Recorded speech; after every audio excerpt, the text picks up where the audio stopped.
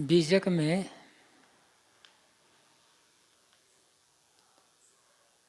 भक्ति की महिमा बताते हुए सदगुरु कबीर कहते हैं,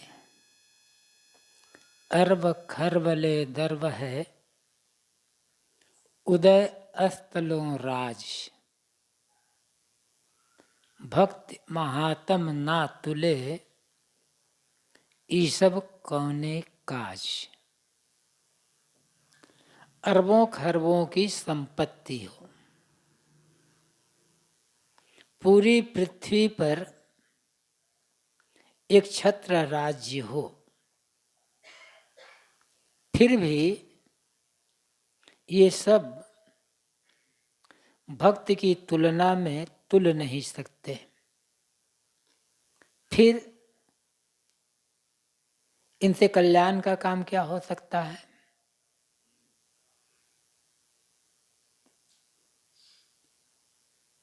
जितने भी बाहरी ऐश्वर्य हैं जिनको देखकर हमारा मन ललचाता रहता है, उनसे हमें मात्र जीवन गुजर में सुविधा मिलती है, लेकिन उनसे कल्याण का काम नहीं हो सकता। मन की चिंता दूर नहीं होती, तनाव दूर नहीं हो सकता।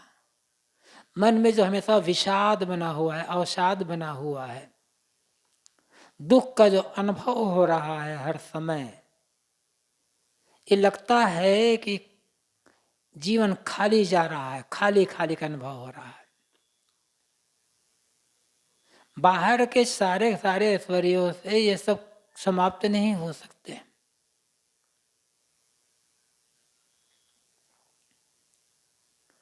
बाहरी ऐश्वर्यों से परमानंद, परम शांति, तृप्ति की प्राप्ति किसको हुई है?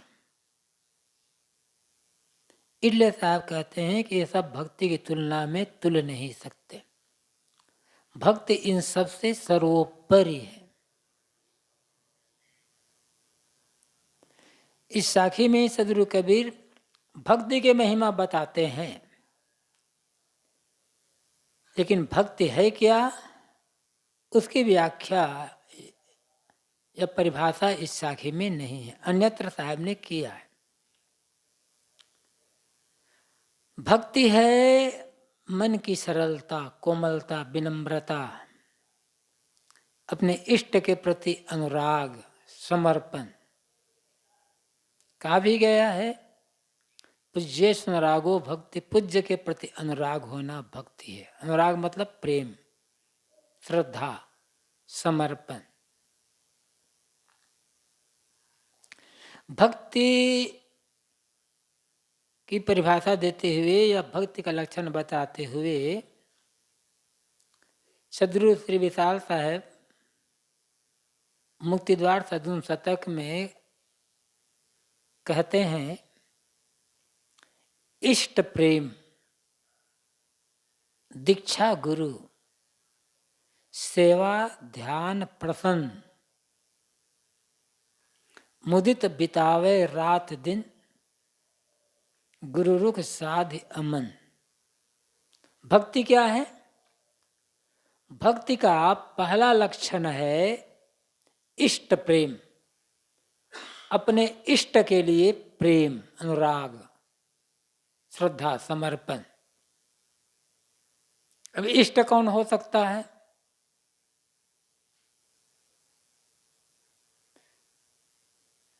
हर व्यक्ति का अपना अपना अलग अलग इष्ट होता है। इष्ट वह है जिनकी शरण में रहने से, जिनके उपदेश सुन करके हमें अपने उद्देश्य की तरफ आगे बढ़ने की प्रेरणा मिलती, जिनकी संगत में रहकर, जिनकी सेवा भक्ति करके हम अपने उद्देश्य प्राप्ति में सफल हो सकते हैं, जिन्हें हम अपने उद्देश्य प्राप्ति में आदर्श मान सकते हैं, वह भक्ति है। नहीं, वह हमारा इष्ट है। अब सबका लक्ष्य अलग अलग है।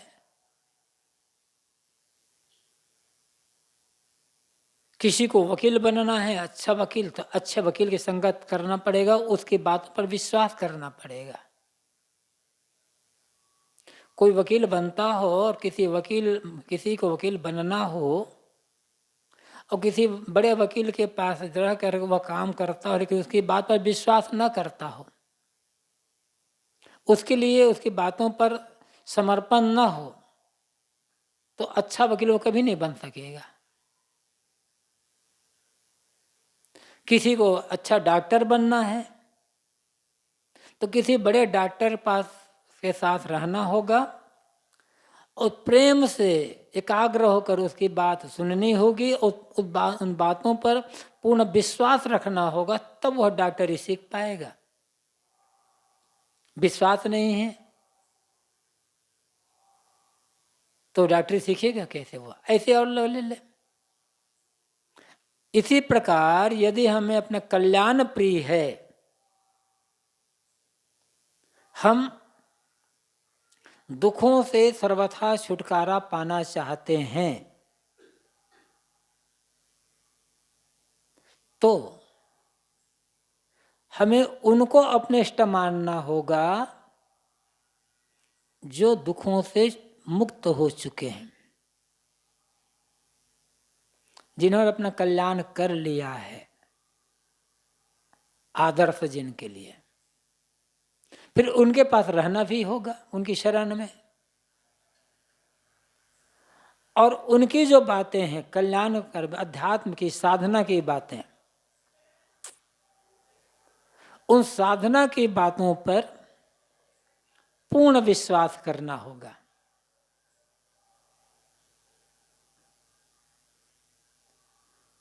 तो हम कल्याण मार्ग में आगे बढ़ सकते हैं। गुरु कह रहे हैं कि साधना द्वारा, संयम द्वारा मन पूरा का पूरा बस में हो सकता है और पूरा शुद्ध हो सकता है। मन को ऐसा बनाया जा सकता है कि कभी कोई गलत चिंतन, गलत विचार आएगा ही नहीं मन में। और हम देखते हैं हमारे मन में तो बराबर गलत चिंतन आते हैं, बराबर गलत विचार आते हैं, हमारा मन भटकता रहता है। तो हम सोचें कि गुरु जी कहते हैं कि मन पूरा का पूरा बस में हो सकता है, पूरा शुद्ध हो सकता है, लेकिन हम तो बहुत साधना कर रहे हैं, नहीं होता। लगता है गुरु जी ऐसे महिमा में कर रहे हैं। विश्वास ना हो तो साधना के लिए समर्पित हो पाएंगे? इष्ट के प्रति प्रेम होने का अर्थ मतलब क्या है? उनकी जो बातें हैं, उनकी जो शिक्षा, उनका जो उपदेश है, उनके लिए प्रेम होना।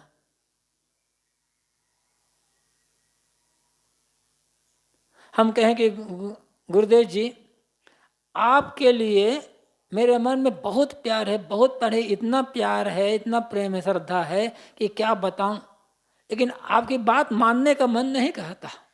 तो अच्छा प्रेम हो गया फिर तो प्रेम कहाँ है? शिक्षा मानना ये प्रेम। पहली बात तो यह है हमें अपने उद्देश्य के अनुरूप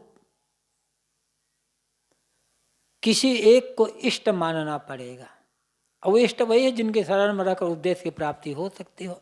एक आदर्श मानना पड़ेगा और आदर्श मानकर उसके लिए समर्पण भाव रखना होगा, समर्पित होना पड़ेगा। उसकी जो शिक्षा है उस पर पूर्ण विश्वास रखना होगा। यदि कोई आदर्श हमारा नहीं है, किसी के लिए हमारा मन समर्पित नहीं है और उनकी बातों पर विश्वास नहीं है, तो हम अपने लक्ष्य की तरफ कभी भी आगे नहीं बढ़ सकते। खाते पीते जिंदगी हमारी समाप्त तो हो जाएगी।